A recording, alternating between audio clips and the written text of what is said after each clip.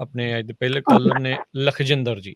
ਜੀ ਹਾਂਜੀ ਹਾਂਜੀ, ਸਤਿ ਸ਼੍ਰੀ ਅਕਾਲ ਜੀ ਵਕੀਲ ਸਾਹਿਬ। ਮੈਂ ਪੁੱਛਣਾ ਸੀ, ਮੇਰੀ ਬੇਟੀ ਹੈ, ਉਹ ਕੈਨੇਡਾ ਦੀ ਸਿਟੀਜ਼ਨ ਹੈ, ਇੱਥੋਂ ਅਮਰੀਕਾ ਤੋਂ ਗਈ ਸੀ ਜੀ। ਉਹ ਇੱਥੇ ਅਮਰੀਕਾ ਆਪਣੇ ਬ੍ਰਦਰ ਦੇ ਬੇਸ ਤੇ ਮਤਲਬ ਜਿੱਦਾਂ ਭੈਣਾਂ ਭਾਈਆਂ ਨੂੰ ਅਪਲਾਈ ਕਰਦੇ ਆ, ਇਸ ਤਰ੍ਹਾਂ ਕਰਨਾ ਚਾਹੁੰਦੀ ਹੈ, ਤਾਂ ਉਹ ਕਿਆ ਉਹਨੂੰ ਕੋਈ ਪ੍ਰੋਬਲਮ ਤਾਂ ਨਹੀਂ ਆਊਗੀ? 10-15 ਕੈਨੇਡਾ ਦੀ ਸਿਟੀਜ਼ਨ ਹੈ ਕਿ ਯੂਐਸ ਦੀ ਸਿਟੀਜ਼ਨ ਹੈ? ਉਹ ਕੈਨੇਡਾ ਦੀ ਭੈਣਾਂ ਭਾਈ ਨਹੀਂ ਆਪਾਂ ਤਾਂ ਅਮਰੀਕਨ ਇਮੀਗ੍ਰੇਸ਼ਨ ਬਾਰੇ ਤਾਂ ਦੱਸ ਸਕਦੇ ਹਾਂ। ਸੋ ਨਹੀਂ, ਉਹਨਾਂ ਨੇ ਇੱਧਰੋਂ ਕੈਨੇਡਾ ਤੋਂ ਵਾਪਸ ਇੱਧਰ ਨੂੰ ਆਉਣਾ ਚਾਹੁੰਦੇ। ਜਦੋਂ ਤੁਸੀਂ ਕਹਿੰਦੇ ਵੀ 10-15 ਸਾਲ ਰਹਿ ਕੇ ਗਈ ਆ, ਸੋ ਉਹਦਾ ਸਟੇਟਸ ਉਦੋਂ ਠੀਕ ਸੀਗਾ, ਕਿੱਦਾਂ ਸੀਗਾ? ਹਾਂਜੀ ਠੀਕ ਸੀਗਾ, ਵੀਜ਼ੇ ਤੇ ਆਈ ਸੀ, ਵੀਜ਼ੇ ਤੇ ਫਿਰ ਵਿਆਹ ਕਰਤਾ, ਫਿਰ ਚਲੋ ਫਿਰ ਉਹ ਕੈਨੇਡਾ ਤੇ ਹੁਣ ਮੁੜ ਵਾਪਸ ਇੱਧਰ ਆਉਣਾ ਚਾਹੁੰਦੇ, ਤੁਸੀਂ ਇਹ ਕਹਿੰਦੇ ਆ, ਰਾਈਟ? ਹਾਂਜੀ ਹਾਂਜੀ, ਉਹ ਕਹਿੰਦੀ ਕੋਈ ਪ੍ਰੋਬਲਮ ਤਾਂ ਨਹੀਂ ਆਊ ਜੀ। ਨਹੀਂ ਤੇ ਵਾਪਸ ਆਣਾ ਉਹਨਾਂ ਨੇ ਕਿਹੜੇ ਭੈਣ ਭਾਈ ਵਾਲੇ ਬੇਸ ਤੇ ਆਣਾ? ਹਾਂਜੀ ਜੀ ਹਾਂਜੀ। ਨਹੀਂ, ਕੋਈ ਪ੍ਰੋਬਲਮ ਨਹੀਂ ਆਣੀ। ਤੇ ਵੈਸੇ ਵੀ ਜਿਹੜਾ ਭਾਵੇਂ ਡਿਪੋਰਟੇਸ਼ਨ ਵੀ ਕਿਸੇ ਨੂੰ ਜੇ ਲੱਗੀ ਹੋਵੇ ਤਾਂ 10 ਸਾਲ ਤਾਂ ਵੈਸੇ ਵੀ ਉਹਦੀ ਜਿਹੜੀ ਮਿਆਦ ਆ ਮੁੱਕ ਜਾਂਦੀ ਹੈ ਨਾ। ਰਿਮੂਵਲ ਵੀ ਜਿਹੜਾ ਹੈਗਾ ਮੈਕਸਿਮਮ 10 ਸਾਲ ਤੱਕ ਦਾ ਹੁੰਦਾ।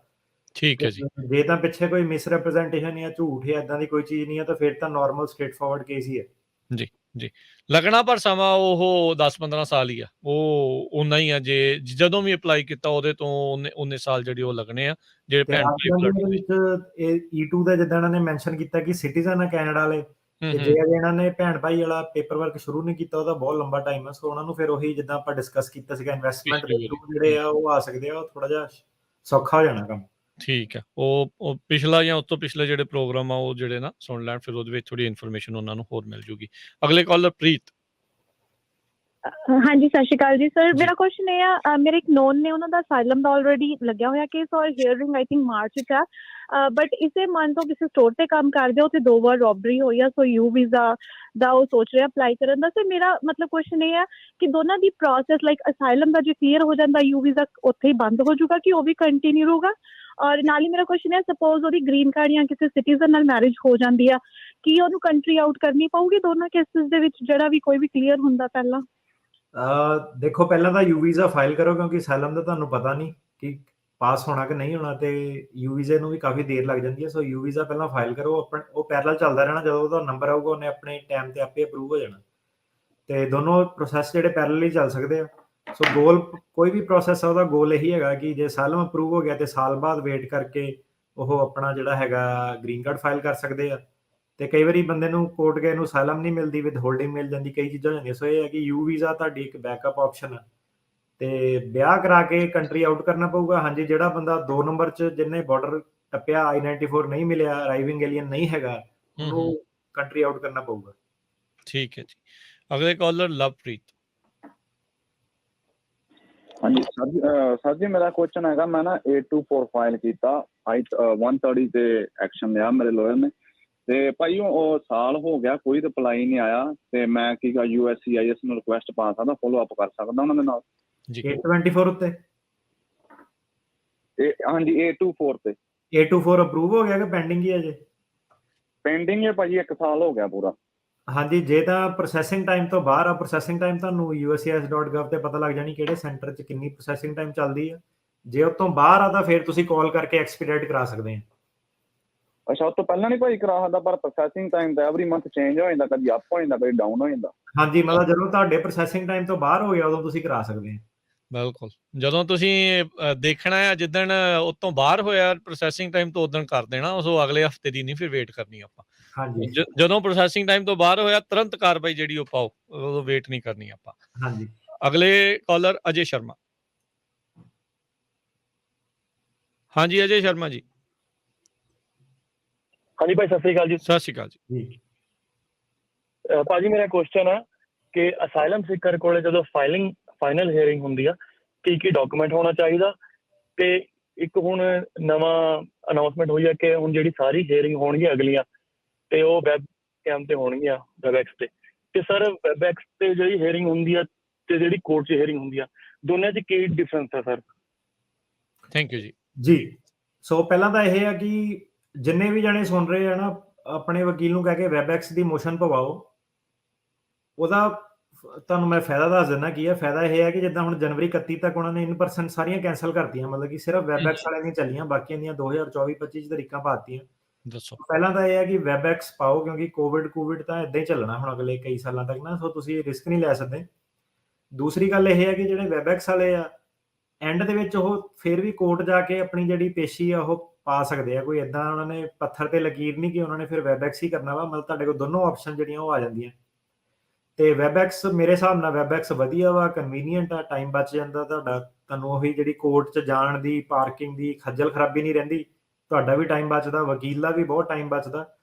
ਤੇ WebEx ਤੁਸੀਂ ਆਪਣੇ ਵਕੀਲ ਦੀ ਜਿਹੜੀ ਲਾਅ ਫਰਮ ਹੁੰਦੀ ਆ ਉਹਦੇ ਵਿੱਚ ਹੀ ਕੰਪਿਊਟਰ ਮੋਰੇ ਦਿੰਦੇ ਹੋ। ਬੜੀ ਸਿੰਪਲ ਜੀ ਹੀਅਰਿੰਗ ਆ, ਕੋਈ ਫਰਕ ਨਹੀਂ ਇਸ ਹੀਅਰਿੰਗ ਤੇ ਦੂਜੀ ਹੀਅਰਿੰਗ ਦੇ ਵਿੱਚ। ਥੋੜੀ ਸੈਟਿੰਗ ਥੋੜੀ ਰਿਲੈਕਸ ਹੁੰਦੀ ਹੈ, ਸੋ ਮੇਰੇ ਹਿਸਾਬ ਨਾਲ ਐਡਵਾਂਟੇਜ ਵੀ ਹੈਗੀ ਆ WebEx ਦੀ। ਤੇ ਡਾਕੂਮੈਂਟ ਇਹਨਾਂ ਨੇ ਪੁੱਛਿਆ ਕੀ ਚਾਹੀਦੇ ਆ। ਸੋ ਡਾਕੂਮੈਂਟ ਦਾ ਤੁਸੀਂ ਹੁਣ ਜਿਹੜਾ ਕੋਰਟ ਦੇ ਨਵੇਂ ਸਟੈਂਡਿੰਗ ਆਰਡਰ ਆ ਨਾ, ਉਹਦੇ ਹਿਸਾਬ ਨਾਲ ਜਿਹੜੇ 30 ਦਿਨ ਪਹਿਲਾਂ ਡਾਕੂਮੈਂਟ ਜਿਹੜੇ ਆਪਣੇ ਉਹ ਜਮ੍ਹਾਂ ਕਰਨੇ ਹੁੰਦੇ ਆ, ਤੇ 14 ਦਿਨ ਦੀ ਤੇ ਉਹਨਾਂ ਦੀ ਐਬਸੋਲੂਟ ਕੱਟ ਆਫ ਆ। ਕੋਰਟ ਥੋੜੇ ਲੀਨੀਅੰਟ ਹੀ ਹੈ, ਇੰਨਾ ਮੰਨ ਲੈਂਦੇ ਕਿ ਹੁਣ ਕੋਵਿਡ ਚੱਲਦਾ ਤੇ ਲੇਟ ਵੀ ਜੇ ਤੁਸੀਂ ਸਬਮਿਟ ਕਰੋ ਹੀਅਰਿੰਗ ਤੋਂ ਪਹਿਲਾਂ ਤੇ ਕੋਰਟ ਮੰਨ ਲਊਗਾ ਹੈ ਨਾ ਕਿ ਕਿਉਂ ਨਹੀਂ ਪਹੁੰਚੇ, ਕੋਵਿਡ ਚੱਲਦਾ, ਨਹੀਂ ਆਏ, ਇੰਡੀਆ ਤੋਂ ਦੇਰ ਲੱਗ ਗਈ ਜਾਂ ਜਿੱਦਾਂ ਵੀ ਹੈ। ਤੇ ਜ਼ਿਆਦਾਤਰ ਜਿਹੜੀ ਤੁਹਾਡੀ ਹੀਅਰਿੰਗ ਆ ਉਹਦੇ ਵਿੱਚ ਤੁਹਾਨੂੰ ਜਿਹੜੇ ਮੇਨ ਜਿਹੜੇ ਤੁਹਾਡੇ ਡਾਕੂਮੈਂਟ, ਇੱਕ ਵਾਰੀ ਤੁਹਾਡੀ ਡੈਕਲੇਰੇਸ਼ਨ ਸਬਮਿਟ ਹੋ ਗਈ, ਕੇਸ ਸਬਮਿਟ ਹੋ ਗਿਆ ਤੁਹਾਡਾ, ਜਿਹੜਾ ਕੰਟਰੀ ਕੰਡੀਸ਼ਨਸ ਐਵੀਡੈਂਸ ਆ ਉਹ ਮੇਨ ਹੁੰਦਾ, ਉਹ ਤੁਹਾਡੇ ਵਕੀਲ ਦਾ ਕੰਮ ਕਰਨ ਵਾਲਾ ਵਾ। ਤੇ ਜਿਹੜਾ ਤੁਹਾਡਾ ਕੰਮ ਕਰਨ ਵਾਲਾ ਉਹ ਇਹ ਹੈ ਕਿ ਜਿਹੜੇ ਤੁਹਾਡੀ ਕਹਾਣੀ ਦੇ ਵਿੱਚ ਫਿਰ ਜਿਹੜੇ ਵੀ ਵਿਟਨੈਸ ਆ, ਕਿਰਦਾਰ ਆ, ਹੈ ਨਾ, ਗੁਆਂਢੀ ਆ ਜਾਂ ਤੁਹਾਡਾ ਪਾਰਟੀ ਦਾ ਵਰਕਰ ਆ ਜਾਂ ਤੁਹਾਡੇ ਘਰ ਦੇ ਘਰ ਵਾਲੀ, ਜਿੰਨੇ ਵੀ ਉਹ ਮੌਕੇ ਦੇ ਆਧਾਰ ਤੇ ਮੌਜੂਦ ਸੀਗੇ, ਉਹਨਾਂ ਨੇ ਉਹ ਚੀਜ਼ ਰਿਲੇਟਡ ਆਪਣੀ ਜਿਹੜੀ ਐਫੀਡੈਵਿਟ ਆਪਣੇ ਦੇਣੇ ਹੁੰਦੇ ਨੇ। ਉਹ ਜਿਹੜੇ ਐਫੀਡੈਵਿਟ ਹੈ ਉਹ ਐਫੀਡੈਵਿਟ ਦੀ ਫਾਰਮੈਟ 'ਚ ਹੋ ਸਕਦੇ ਆ, ਜਿਹੜੇ ਕਚਹਿਰੀ ਵਾਲੇ ਸਟੈਂਪ ਪੇਪਰ ਆ, ਪਰ ਉਹਦੀ ਕੋਈ ਰਿਕੁਆਇਰਮੈਂਟ ਨਹੀਂ ਹੈਗੀ। ਜਿਹੜੇ ਸਟਾਂਪ ਸਟੂਮ ਪੇਪਰ ਉੱਪਰ ਵਾਲੇ ਹੈ ਫਜ਼ੂਲ ਹੀ ਹੈ। ਜਿਹੜਾ ਕੋਰਟ ਜਿਹੜਾ ਜ਼ਿਆਦਾ ਵੇਟ ਦਿੰਦਾ ਉਹ ਇਹ ਦਿੰਦਾ ਕਿ ਹੱਥੀ ਵੀ ਜਿਹੜਾ ਵਿਟਨੈਸ ਉਹ ਆਪਣੇ ਹੱਥੀ ਵੀ ਲੈਟਰ ਜਿਹੜੀ ਆ ਲਿਖ ਕੇ ਦੇ ਸਕਦਾ ਤੇ ਉਹਨੂੰ ਤੁਸੀਂ ਟਰਾਂਸਲੇਟ ਕਰਾ ਸਕਦੇ ਆ। ਸੋ ਇੱਕ ਕੰਬੀਨੇਸ਼ਨ ਆਫ ਮੇਰੇ ਹਿਸਾਬ ਨਾਲ ਜਿਹੜਾ ਤੁਸੀਂ ਕਿ ਕਚਹਿਰੀ ਵਾਲੇ ਐਫੀਡੈਵਿਟ ਤੇ ਬਾਕੀ ਦੋ ਤਿੰਨ ਤੁਸੀਂ ਕਚਹਿਰੀ ਵਾਲੇ ਬਣਾ ਲਓ, ਬਾਕੀ ਤੁਸੀਂ ਲੈਟਰ ਵਗੈਰਾ ਉਹਨਾਂ ਕੋਲ ਲੈ ਲਓ, ਹਨਾ। ਤੇ ਜਿਹੜੀ ਚੀਜ਼ ਨਹੀਂ ਹੋਣੀ ਚਾਹੀਦੀ ਉਹ ਇਹ ਨਹੀਂ ਹੋਣੀ ਚਾਹੀਦੀ ਕਿ ਤੁਸੀਂ ਉੱਥੋਂ ਇੱਕੋ ਵਕੀਲ ਤੋਂ ਇੱਕੋ ਸਟਾਈਲ ਦੇ ਵਿੱਚ ਕਹਾਣੀਆਂ ਦੇ ਚੇਪੇ ਮਰਾ ਕੇ ਐਫੀਡੈਵਿਟ ਆਪਣੇ ਬਣਾ ਲਏ ਇੱਕੋ ਤਰੀਕ ਦੇ ਵਿੱਚ ਨਾ, ਉਹਨੂੰ ਕੋਰਟ ਕਹਿੰਦਾ ਕਿ ਇਹ ਨਕਲੀ ਹੈ, ਇਹਨਾਂ ਦੀ ਕੋਈ ਵੈਲਿਊ ਨਹੀਂ ਹੈ, ਸੇਮ ਜਿਹੇ ਲੱਗਦੇ, ਸਾਰੇ ਸੇਮ ਜਿਹਾ ਲਿਖਿਆ ਵਾ। ਸੋ ਇਹ ਹੈ ਕਿ ਜਿਹੜਾ ਉਹਦਾ ਕੰਟੈਂਟ ਜਿਹੜਾ ਹੈਗਾ ਵਿੱਚ ਕੀ ਲਿਖਿਆ ਵਾ, ਉਹ ਸਿਰਫ ਜਿੰਨਾ ਉਹਨਾਂ ਨੇ ਓਬਜ਼ਰਵ ਕੀਤਾ, ਜਿੰਨਾ ਉਹਨਾਂ ਨੇ ਦੇਖਿਆ ਉਹੀ ਲਿਖਣਾ। ਉਹ ਫੋਰ ਐਗਜ਼ਾਮਪਲ ਜੇ ਕੋਈ ਘਰੇ ਗਿਆ ਤੇ ਉਹਨੂੰ ਸੱਟ ਲੱਗੀ ਸੀਗੀ, ਬਾਜ਼ਾਰ ਦੇ ਵਿੱਚ ਘਰੇ ਗਿਆ, ਉਹਦੀ ਮਾਤਾ ਸਿਰਫ ਇਹੀ ਲਿਖ ਸਕਦੀ ਕਿ ਜਦੋਂ ਇਹ ਗੱਡੀ ਤੋਂ ਉਤਰਿਆ ਤੇ ਮੈਂ ਦੇਖਿਆ ਇਹਦੇ ਸੱਟ ਲੱਗੀ ਸੀਗੀ, ਖੂਨ ਨਿਕਲਿਆ ਸੀਗਾ, ਫਿਰ ਮੈਂ ਤੋਂ ਪੁੱਛਿਆ ਤੇ ਇਹਨੇ ਮੈਨੂੰ ਆਹ ਦੱਸਿਆ। ਉਹ ਮਾਤਾ ਇਹ ਨਹੀਂ ਲਿਖ ਸਕਦੀ ਕਿ ਇਹ ਬਾਜ਼ਾਰ 'ਚ ਸਕੂਟਰ ਚਲਾਉਂਦਿਆ ਸੀਗਾ, ਇਹਨੂੰ ਫੜ ਕੇ ਉਹਨਾਂ ਨੇ ਕੁੱਟਤਾ, ਕਿਉਂਕਿ ਮਾਤਾ ਉੱਥੇ ਸੀਗੀ ਨਹੀਂ, ਹਨਾ। ਸੋ ਇਹ ਹੈ ਕਿ ਜਿਹੜੇ ਤੁਹਾਡੇ ਬਿਆਨ ਜਿਹੜੇ ਉੱਥੋਂ ਤੁਸੀਂ ਜਿਹੜੀ ਵਿਟਨੈਸ ਸਟੇਟਮੈਂਟ ਲੈਣੀ ਹੈ ਨਾ, ਉਹ ਜਿਹੜੇ ਆਪਣੇ ਇੰਡੀਆ ਵਾਲੇ ਵਕੀਲ ਆ ਉਹਨਾਂ ਕੋਲ ਥੋੜਾ ਧਿਆਨ ਨਾਲ ਕਿ ਤੂੰ ਉਹੀ ਚੀਜ਼ ਜਿਹੜਾ ਐਫੀਡੈਵਿਟ ਦੇ ਰਿਹਾ ਉਹ ਸਿਰਫ ਉਹੀ ਚੀਜ਼ ਨੂੰ ਦੱਸ ਸਕਦਾ ਜਿਹੜੀ ਉਹਦੇ ਸਾਹਮਣੇ ਹੋਈ ਆ, ਬਾਕੀ ਚੀਜ਼ਾਂ ਨੂੰ ਉਹ ਟੈਸਟੀਫਾਈ ਨਹੀਂ ਕਰ ਸਕਦਾ। ਬਾਕੀ ਫਿਰ ਹੀਅਰਸੇ ਹੋਊਗਾ ਤੇ ਹੀਅਰਸੇ ਦਾ ਫਿਰ ਉਹ ਸਬਮਿਸਿਬਲ ਨਹੀਂ ਹੁੰਦਾ ਅਦਾਲਤਾਂ ਦੇ ਵਿੱਚ ਜੀ। ਇਹ ਚੀਜ਼ਾਂ ਤੇ ਧਿਆਨ ਦੇ ਦਿੱਤਾ। ਅਗਲੇ ਕਾਲਰ ਅੰਗਰੇਜ਼। ਹਾਂਜੀ ਅੰਗਰੇਜ਼ ਸਿੰਘ ਜੀ, ਸਤਿ ਸ਼੍ਰੀ ਅਕਾਲ ਜੀ। ਭਾਜੀ ਮੈਂ ਨਾ ਫੀਡਬੈਕ ਦੇਣੀ ਹੈ। ਮੇਰਾ ਨਾ ਭਾਜੀ ਉਹਨਾਂ ਕੋਲ ਵਕੀਲ ਕੋਲ ਕੇਸ ਲੱਗਾ ਹੈ ਤੇ ਮੇਰਾ ਕੱਲ ਦਾ ਕੇਸ ਪ੍ਰੂਵ ਹੋਇਆ ਤੇ ਮੈਂ ਥੈਂਕ ਯੂ ਕਰਨਾ ਹੈ ਭਾਜੀ ਉਹਨਾਂ ਦਾ। ਲਓ ਜੀ, ਫਿਰ ਤਾਂ ਲੱਡੂਆਂ ਦਾ ਡੱਬਾ ਕਰ ਲਓ, ਫੋਨ ਨਾਲ ਥੋੜੀ ਕਰਦਾ ਏਦਾਂ। ਨਹੀਂ ਇਹਨਾਂ ਪੂਰਾ ਨਹੀਂ ਮੇਰੇ ਖਿਆਲ ਅਪਰੂਵ ਹੋਇਆ, ਇਹਨਾਂ ਦਾ ਅੱਧਾ ਕੁ ਅਪਰੂਵ ਹੋਇਆ ਕੇਸ। ਚਲੋ ਮੁਬਾਰਕਾਂ ਵੇਲੋ ਤਾਂ ਬਹੁਤ ਬਹੁਤ ਜੀ ਜਦੋਂ ਜਿੱਤੇ ਕਰਕੇ ਹੀ ਮੇਰਾ ਇਹ ਕੰਮ ਹੋਇਆ। ਮੈਂ ਮਤਲਬ ਜਦੋਂ ਪਹਿਲੇ ਦਿਨ ਭਾਜੀ ਆਏ ਸੀ ਰੇਡੀਓ ਤੇ ਉਦੋਂ ਹੀ ਮੈਂ ਇਹਨਾਂ ਨਾਲ ਗੱਲ ਕੀਤੀ, ਉਦੋਂ ਤੋਂ ਮੇਰਾ ਕੇਸ ਇਹਨਾਂ ਕੋਲ ਚੱਲਣ ਡਿਆ ਤੇ ਮੈਨੂੰ ਉਮੀਦ ਨਹੀਂ ਮੇਰਾ ਕੰਮ ਹੋਣਾ, ਪਰ ਮੈਨੂੰ ਖੁਸ਼ੀ ਹੁੰਦੀ, ਮੈਂ ਕੰਬੀ ਜਾਣ ਡਿਆ, ਮੈਂ ਗੱਲ ਕਰਦਾ ਮੈਨੂੰ ਕੀ ਹੁੰਦਾ। ਚਲੋ ਜੀ, ਬਹੁਤ ਖੁਸ਼ੀ ਵਾਲੀ ਗੱਲ ਆ। ਥੈਂਕ ਯੂ ਜੀ, ਬੜੀ ਮਿਹਰਬਾਨੀ ਜੀ। ਠੀਕ ਹੈ, ਹੁਣ ਦੇਖੋ ਜੀ ਲੱਡੂਆਂ ਦੇ ਡੱਬੇ ਹੋ ਗਏ। ਮੈਂ ਦੱਸਦਾ ਭਾਜੀ ਦਾ ਆਪਣਾ ਨਾ, ਮੈਨੂੰ ਪਤਾ ਕੌਣ ਬੋਲਦੇ ਆ ਇਹ। ਇਹਨਾਂ ਨਾਲ ਇੱਕ ਵਾਰੀ ਮੇਰੀ ਬਹਿਸ ਵੀ ਹੋ ਗਈ ਸੀਗੀ ਇਹਨਾਂ ਨਾਲ ਦੋ ਮਹੀਨੇ ਪਹਿਲਾਂ ਜੀ। ਇਹਦਾ ਕੰਮ ਜਿਹਾ ਰੁਕ ਗਿਆ ਸੀਗਾ ਤੇ ਵਰਕ ਪਰਮਿਟ ਸੀਗੇ ਆਪਣੇ 2 ਜਿੱਦਾਂ ਫਾਈਲ ਕੀਤੇ ਸੀਗੇ ਤੇ ਭਾਜੀ ਵੀ ਕੰਮ ਜਿੱਦਾਂ ਸੀਗਾ ਨਹੀਂ ਇਹਨਾਂ ਕੋਲ ਤੇ ਫਰਸਟ੍ਰੇਸ਼ਨ ਵੀ ਮੈਨੂੰ ਪਤਾ ਹੋ ਜਾਂਦੀ ਆ। ਤੇ ਪਰ ਏਦਾਂ ਕਿ ਐਂਡ ਆਫ ਦਾ ਡੇ ਮੈਂ ਭਾਜੀ ਨੂੰ ਉਹੀ ਕਿਹਾ ਸੀ, ਮੈਂ ਕਿਹਾ ਜਿਹੜਾ ਆਪਣੇ ਸਾਡੇ ਪੱਲੇ ਵੀ ਉਨਾ ਕੀ ਆ ਜਿੱਦਾਂ ਆਪਾਂ ਕੇਸ ਹੈ ਨਾ ਪ੍ਰੈਜ਼ੈਂਟ ਕਰ ਸਕਦੇ ਹਾਂ। ਤੇ ਕਈਆਂ ਨੂੰ ਤਾਂ ਫਲ ਮਿਲ ਜਾਂਦਾ ਰਾਈਟ ਵੇ, ਕਿ ਕਈ ਵਾਰੀ ਏਦਾਂ ਵੀ ਹੁੰਦਾ ਕਿ ਗ੍ਰੀਨ ਕਾਰਡ ਵੀ ਕਈਆਂ ਦੇ ਜਿੱਦਾਂ 4-4 5-5 ਮਹੀਨੇ 'ਚ ਆ ਗਏ, ਹੈ ਨਾ। ਜੀ। ਤੇ ਕਈਆਂ ਦਾ ਇਦਾਂ ਕਿ ਉਹੀ ਜਿਹੜਾ ਟਾਈਮ ਆ ਡਬਲ ਟ੍ਰਿਪਲ ਲੱਗ ਗਿਆ, ਫਿਰ ਉਹ ਸਾਨੂੰ ਕਹਿੰਦੇ ਕਿ ਯਾਰ ਮੇਰਾ ਫਲਾਣੇ ਦੋਸਤ ਦਾ ਤਾਂ ਇਦਾਂ ਫਲਾਣੇ ਵਕੀਲ ਤੋਂ ਜਲਦੀ ਆ ਗਿਆ ਸੀਗਾ, ਮੇਰਾ ਲੇਟ ਆਇਆ। ਤੇ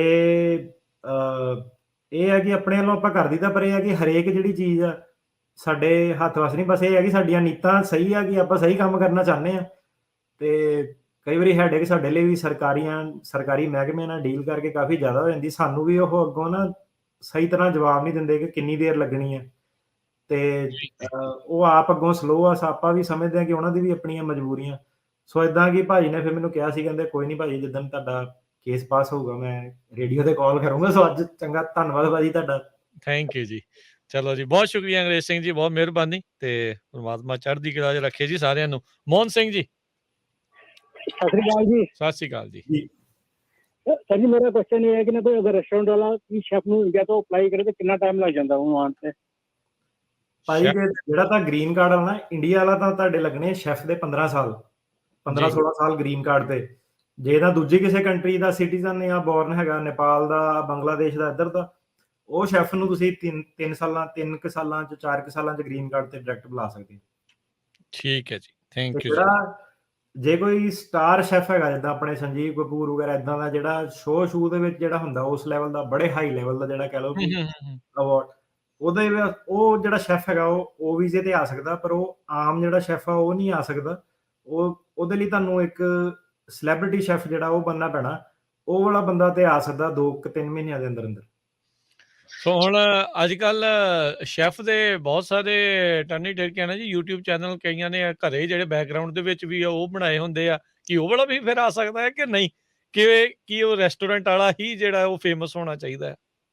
ਉਹਦਾ ਭਾਜੀ ਜਿਹੜਾ YouTube TikTok ਹੈ ਨਾ, ਉਹਦੇ ਵਿਊ ਆਪਣੇ ਕੋਈ ਮਾਇਨੇ ਨਹੀਂ ਰਖਾਉਂਦੇ ਇਮੀਗ੍ਰੇਸ਼ਨ ਨੂੰ, ਕਿਉਂਕਿ ਉਹ ਤਾਂ ਤੁਹਾਨੂੰ ਪਤਾ ਜੋ ਵੀ ਪਾ ਦੇਵੇ ਹੈ ਨਾ, ਉਹ ਤਾਂ ਮੈਂ ਪਾਈ ਜਾਵਾਂ ਵੀਡੀਓ, ਐਵੇਂ ਕੁਝ ਵੀ ਕਹੀ ਜਾਵਾਂ, ਉਹਦਾ ਮਤਲਬ ਇਹ ਥੋੜਾ ਹੈਗਾ ਕਿ ਮੈਂ ਸਟਾਰ ਸ਼ੈਫ ਬਣ ਜਾਣਾ ਵਾ।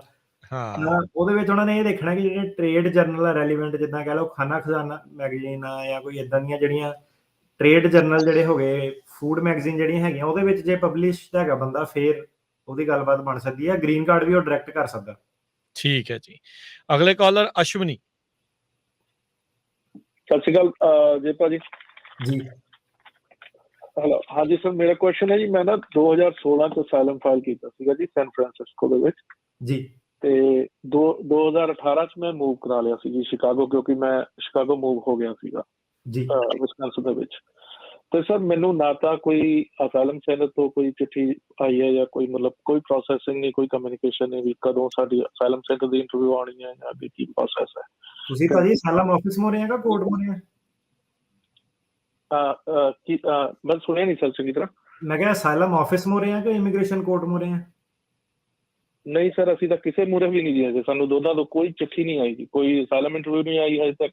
ਅੱਛਾ, ਤੁਸੀਂ ਆਪਣੇ ਵੀਜ਼ੇ ਤੇ ਆਏ ਸੀਗੇ? ਹਾਂਜੀ ਹਾਂਜੀ, ਵੀਜ਼ੇ ਤੇ ਆਇਆ ਸੀ ਜੀ 2016 ਚ। ਮੇਰੀ ਪ੍ਰਾਇੋਰਟੀ ਡੇਟ ਹੈ ਮਾਰਚ 15 2016 ਜੀ, ਜਦੋਂ ਮੈਂ ਅਸਾਈਲਮ ਫਾਈਲ ਕੀਤੀ। ਭਾਜੀ 16 ਵਾਲੇ ਕੇਸ ਨਾ ਪੈਂਡਿੰਗ ਹੀ ਹੈ, ਕਿਉਂਕਿ ਇਹ ਹੁਣ ਆਰਡਰ ਨਵੇਂ ਜਿਹੜੇ ਕੇਸ ਆ ਉਹਨੂੰ ਪਹਿਲਾਂ ਇਹ ਸੁਣ ਰਹੇ ਆ, ਤੇ ਚਿੱਠੀ ਤਾਂ ਨਹੀਂ ਉਹਨਾਂ ਦੀ ਇੰਟਰਵਿਊ ਦੀ ਆਣੀ ਜਦ ਤੱਕ ਉਹਨਾਂ ਨੇ ਇੰਟਰਵਿਊ ਸਕੈਜੂਲ ਨਹੀਂ ਕਰਨੀ ਹੈ ਨਾ। ਇਦਾਂ ਨਹੀਂ ਉਹ ਦੱਸਦੇ ਕਿ ਤੁਸੀਂ, ਇਹ ਹੈ ਕਿ ਜੇ ਤੁਸੀਂ ਆਪਣਾ ਬਸ ਪੁੱਛਣਾ ਚਾਹੁੰਦੇ ਆ ਕਿ ਤੁਹਾਡਾ ਕੇਸ ਜਿਹੜਾ ਉਹ ਚੱਲ ਰਿਹਾ, ਤੁਸੀਂ ਜਿਹੜਾ ਅਸਾਈਲਮ ਆਫਿਸ ਉਹਨਾਂ ਨੂੰ ਕੰਟੈਕਟ ਕਰ ਸਕਦੇ ਆ, ਤੇ ਉਹਨਾਂ ਦੀ ਈਮੇਲ ਵਗੈਰਾ ਤੁਹਾਨੂੰ ਲੱਭ ਜਾਣੀ ਹੈ ਉੱਥੇ ਇੰਟਰਨੈਟ ਤੇ ਉਹਨਾਂ ਨੂੰ ਤੁਸੀਂ ਪੁੱਛ ਸਕਦੇ ਆ ਕਿ ਬਸ ਮੈਂ ਪੁੱਛਣਾ ਚਾਹੁੰਦਾ ਕਿ ਮੇਰਾ ਕੇਸ ਸਹੀ ਤਰੀਕੇ ਨਾਲ ਪੈਂਡਿੰਗ ਆ, ਚੱਲ ਰਿਹਾ ਕਿ ਨਹੀਂ ਚੱਲ ਰਿਹਾ, ਜਾਂ ਤੁਹਾਡਾ ਵਕੀਲ ਜੇ ਹੈਗਾ ਤੁਸੀਂ ਉਹਨਾਂ ਨੂੰ ਕਹਿ ਦਿਓ, ਸੋ ਤੁਹਾਨੂੰ ਕਨਫਰਮ ਕਰ ਦੋਗੇ। ਪਰ ਇੰਟਰਵਿਊ ਨਹੀਂ ਤੁਹਾਡੀ ਭਾਜੀ ਆਣੀ। ਤੇ ਇੰਟਰਵਿਊ ਜੇ ਤਾਂ ਕਿਸੇ ਦੀ ਫੈਮਿਲੀ ਪਿੱਛੇ ਰਹਿ ਗਈ ਆ, ਵਾਈਫ ਜਾਂ ਬੱਚੇ, ਉਹਨਾਂ ਦੇ ਕੇਸ ਉਹ ਐਕਸਪੀਡਾਈਟ ਕਰ ਰਹੇ ਨੇ। ਬਾਕੀ ਜਿਹੜੇ ਕੇਸ ਆ ਉਹਨੂੰ ਤੁਸੀਂ ਰਿਕੁਐਸਟ ਕਰ ਸਕਦੇ ਆ ਕਿ ਮੇਰੀ ਐਕਸਪੀਡਾਈਟ ਕਰ ਦਿਓ, ਪਰ ਉਹਨਾਂ ਦੀ ਮਰਜ਼ੀ ਆ ਉਹਨਾਂ ਨੇ ਕਰਨੀ ਕਿ ਨਹੀਂ ਕਰਨੀ। ਜੀ, ਥੈਂਕ ਯੂ ਜੀ। ਤੇ ਅਟਾਰਨੀ ਡਿਰਕੈਨਾ ਜੀ, ਕੁਛ ਕੁ ਜਿਹੜੇ ਆਪਾਂ ਇਹ ਦੇਖ ਲਈਏ, ਆਨਲਾਈਨ ਵੀ ਸਵਾਲ ਆ। ਮਨਪ੍ਰੀਤ ਕੌਰ ਪੁੱਛਦੇ ਆ, ਕਹਿੰਦੇ ਵੀ ਉਹਨਾਂ ਦੇ ਬ੍ਰਦਰ ਦਾ NVC ਚ DA ਅਪਰੂਵਡ ਨੂੰ ਕਹਿੰਦੇ ਸਾਲ ਤੋਂ ਉੱਪਰ ਹੋ ਗਿਆ ਆ, ਪਰ ਅਜੇ ਕੋਈ ਇੰਟਰਵਿਊ ਸਕੈਜੂਲਿੰਗ ਨਹੀਂ ਆਈ। ਵੈਸੇ ਕੀ ਅਪਡੇਟਸ ਹੈਗੀਆਂ ਜੇ ਤੁਹਾਡੇ ਕੋਲ ਥੋੜਾ ਬਹੁਤਾ, ਜੇ ਕੁਝ ਤੁਹਾਨੂੰ ਪਤਾ ਹੋਵੇ, ਤੁਹਾਡੇ ਕਿਸੇ ਕਲਾਇੰਟਸ ਦੀਆਂ ਉੱਥੇ ਇੰਟਰਵਿਊਜ਼ ਆ ਰਹੀਆਂ ਨੇ ਜਾਂ ਨਹੀਂ ਆ ਰਹੀਆਂ ਨੇ? ਨਹੀਂ ਜੀ, ਸਾਰਿਆਂ ਦੀਆਂ ਹੁਣ ਹੋਲਡ ਤੇ ਹੀ ਆ। ਲੇਟਲੀ ਹੁਣ ਜਨਵਰੀ ਦਸੰਬਰ ਐਂਡ ਤੱਕ ਕੋਈ ਨਹੀਂ ਅਪਾਇੰਟਮੈਂਟ ਆਈ ਸਾਡੀ ਕਿਸੇ ਕਲਾਇੰਟ ਦੀ। ਇਸ ਸਾਲ ਦੇ ਅਖੀਰ ਤੱਕ ਕਿਸੇ ਦੀ ਨਹੀਂ? ਨਹੀਂ ਮੈਂ ਕਿਹਾ ਹੁਣ ਅੱਛਾ ਪਿਛਲੇ ਸਾਲ ਤੋਂ, ਅੱਛਾ ਹਾਂ, ਠੀਕ ਹੈ। ਪਿਛਲੇ ਸਾਲ ਤੋਂ ਹੁਣ ਤੱਕ ਆ ਜਿਹੜਾ ਮਹੀਨਾ ਗਿਆ ਕੁਆਲਿਟੀ ਹੈ, ਕਿਸੇ ਦਾ ਨਹੀਂ, ਸਾਡੇ ਆਪਣੇ ਖੁਦ ਦੇ ਕਲਾਇੰਟ ਵੀ। ਤੁਸੀਂ ਤਾਂ ਝਟਕਾ ਜਿਹਾ ਹੀ ਦੇਤਾ ਸੀ ਜਦੋਂ ਤੁਸੀਂ ਦਸੰਬਰ ਐਂਡ ਗਿਆ, ਮੈਂ ਕਿਹਾ ਇਸ ਸਾਲ ਦੇ ਅਖੀਰ ਤੱਕ ਹੀ ਕਿਸੇ ਦੀ ਇੰਟਰਵਿਊ ਨਹੀਂ ਆ। ਨਹੀਂ ਸਾਡੇ ਜਦੋਂ ਨਾ ਏਦਾਂ ਆ ਕਿ ਮੇਰੇ ਕਿਸੇ ਕਲਾਇੰਟ ਦੀਆਂ ਆਊਗੀਆਂ ਇੰਟਰਵਿਊ, ਮੈਂ ਦੱਸ ਦੂੰਗਾ ਤੁਹਾਨੂੰ। ਤੇ ਜਿਹੜੇ ਸਾਡੇ ਸੁਣਨ ਵਾਲੇ ਆ, ਜੇ ਉਹਨਾਂ ਦੀ ਵੀ ਕਿਸੇ ਦੀ ਭੈਣ ਭਾਈ ਦਾ ਰੀਸੈਂਟਲੀ ਕੇਸ ਅਪਰੂਵ ਹੁੰਦਾ, ਉਹ ਵੀ ਸਾਨੂੰ ਕਾਲ ਕਰਕੇ ਦੱਸ ਦੇਣ, ਤਾਂ ਕਿ ਬਾਕੀਆਂ ਨੂੰ ਪਤਾ ਲੱਗ ਜਾਊਗਾ ਕਿ ਕਿਹਦੀਆਂ ਚੱਲੀਆਂ ਕਿ ਨਹੀਂ ਚੱਲੀਆਂ। ਤੇ ਦੂਸਰੀ ਗੱਲ ਏਦਾਂ ਕਿ ਜੇ ਕਿਸੇ ਦੀ ਆ ਵੀ ਗਈ ਇੰਟਰਵਿਊ, ਦਾ ਮਤਲਬ ਇਹ ਨਹੀਂ ਹੈਗਾ ਕਿ ਸਾਰਿਆਂ ਦੀ ਆ ਜਾਣੀ ਹੈ। ਉਹਨਾਂ ਨੇ ਬਹੁਤ ਲਿਮਿਟਿਡ ਜਿਹੜੇ ਕੈਪੈਸਿਟੀ ਤੇ ਉਹ ਆਪਰੇਟ ਕਰ ਰਹੇ ਆ। ਤੇ ਇਹ ਜਿਹੜਾ ਡਿਲੇ ਆ, ਇਹ ਐਕਸਪੈਕਟ ਰੱਖੋ ਤੁਸੀਂ, ਇਹ ਪੂਰੇ ਜਿਹੜਾ ਸਾਲ